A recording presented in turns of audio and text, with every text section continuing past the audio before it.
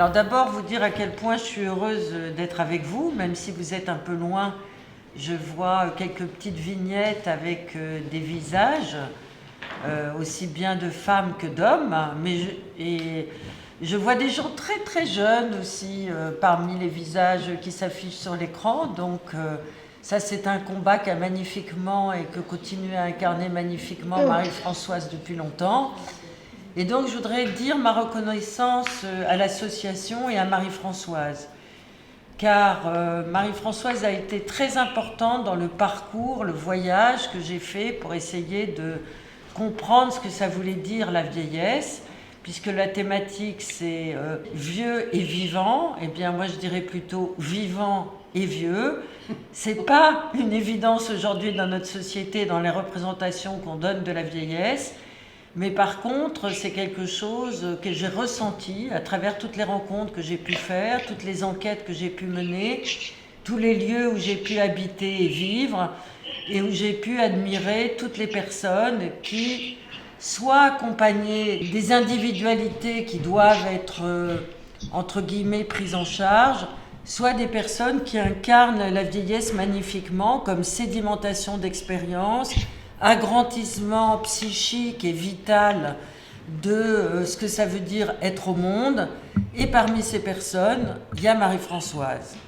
Alors Marie-Françoise, je peux dire que d'abord c'est l'humour, ensuite c'est la grande expérience, ensuite c'est la distance, ensuite c'est le travail, ensuite c'est l'expérimentation, ensuite c'est l'expertise de l'expérimentation. Et ensuite, c'est l'accompagnement à tous les niveaux. Et surtout, pour moi, je dirais d'un seul mot que c'est l'incarnation de la vitalité. C'est une révélation de vieillir. C'est extraordinaire. C'est une découverte de tous les jours. Il y a des surprises tous les matins. Aujourd'hui, j'aime bien le présent. Je ne suis pas dans la nostalgie de mes 20 ans. Pas du tout. J'ai l'impression de m'enrichir encore plus aujourd'hui, de rencontrer avec plus d'intensité, plus d'ouverture les personnes avec lesquelles j'ai la chance de me trouver.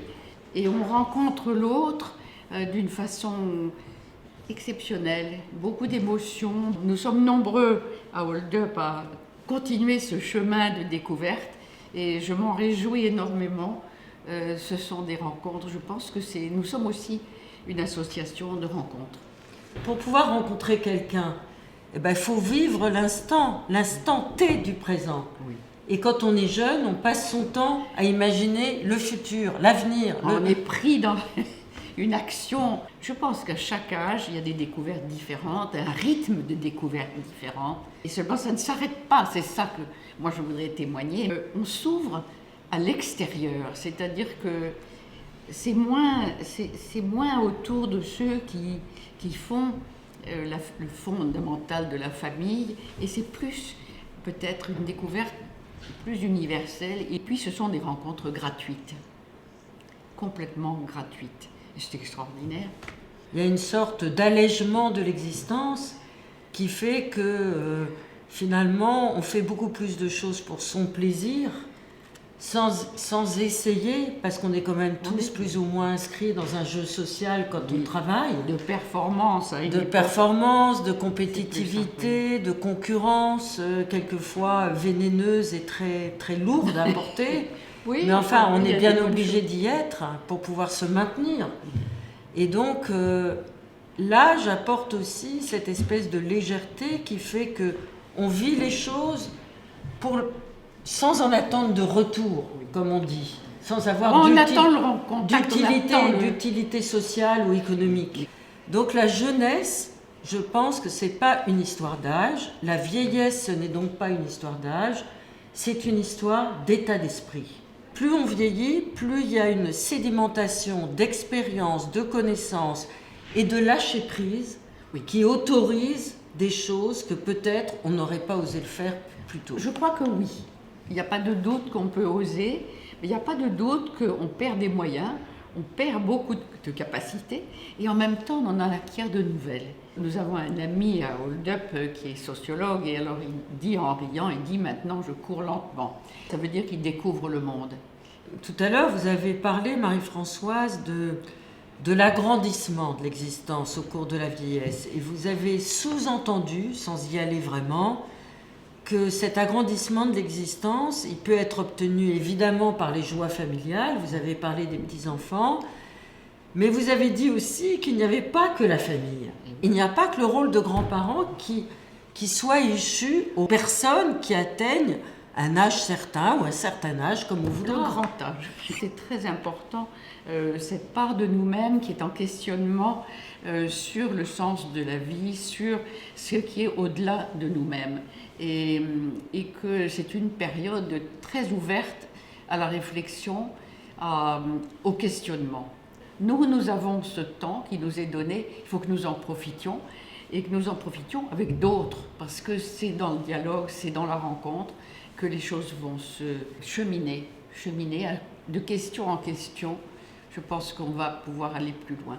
Et donc, je trouve que cette ségrégation vis-à-vis de la vieillesse, vis-à-vis de l'âge comme critère de compréhension de ce que veut dire une société, n'est pas un critère objectif. D'ailleurs, moi, je me suis aperçue, à ma grande surprise, en enquêtant sur ce que ça veut dire avoir de l'âge, je me suis posé une question stupide à un moment. Je me suis dit, depuis combien de temps on a un âge ?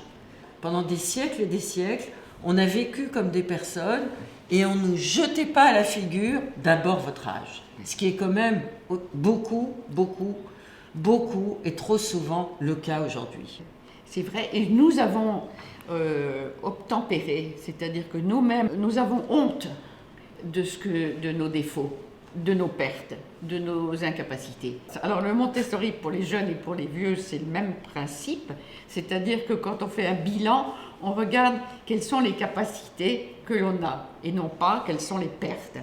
Nous avons marché dans cette dépréciation du vieillissement, c'est-à-dire que